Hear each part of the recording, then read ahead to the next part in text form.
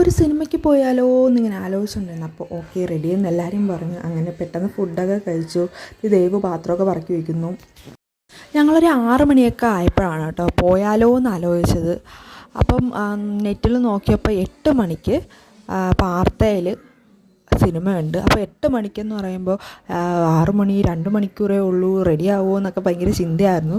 പക്ഷേ എന്തായാലും ഞങ്ങൾ 7 മണിയായപ്പോൾ റെഡിയായി ഇറങ്ങി പോകുന്ന വഴിക്ക് ഞങ്ങൾ സമയം നോക്കിയപ്പോൾ 7:15 ആയതേ ഉള്ളൂ, കുഴപ്പമില്ല എന്ന് പറഞ്ഞു.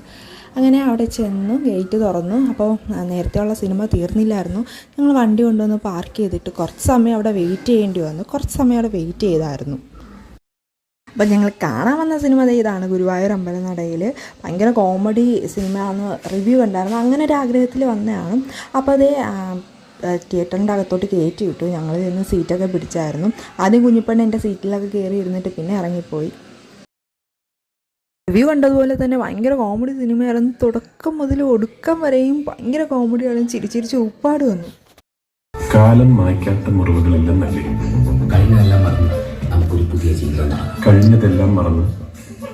പുതിയ ജീവിതം തുടങ്ങാം. നീയും ഞാനും മാത്രമുള്ളൊരു ലോകം.